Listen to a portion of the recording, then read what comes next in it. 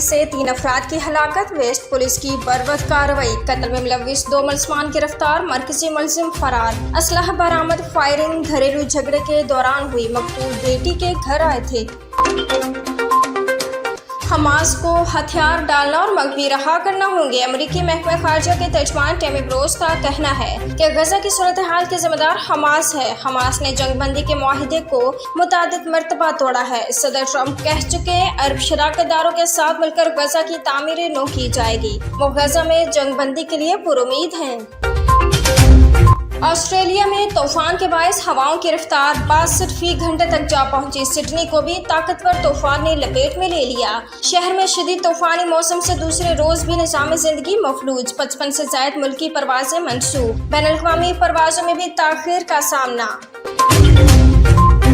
और कराची में बादलों के डेरे। सुबह सवेरे मुख्तलिफ इलाकों में हल्की बारिश से मौसम खुशगवार। महकमे मौसमियात की वक्फे से हल्की बारिश बूंदाबांदी की पेश गोई। 8 से 11 जुलाई के दौरान तेज बारिश मतवक्के। लाहौर में बादलों की आंख मचोली। 5 और 10 जुलाई को मौसम के ताकतवर स्पेल की आमद को मतवक्के।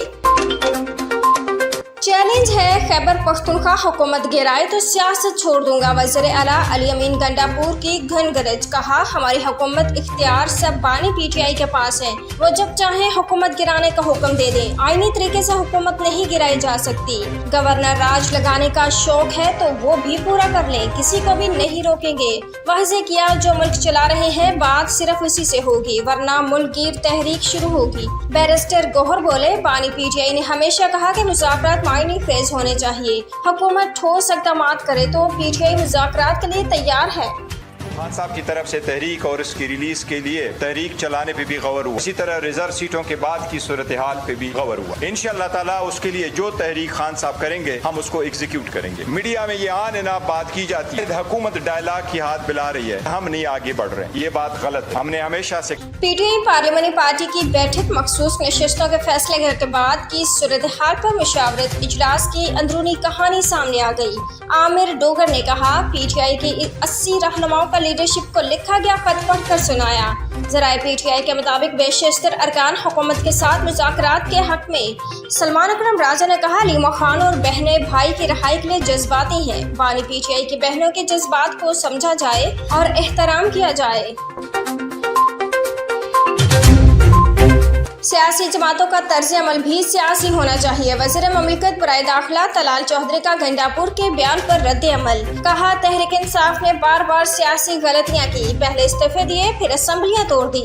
ये अब अपनी नालायकी की वजह से मखसूस नशिस्तों से महरूम हो गए। अगर किसी ने रियासत पर हमला आवर होने की जुर्रत की तो जवाब पहले से भी सख्त होगा।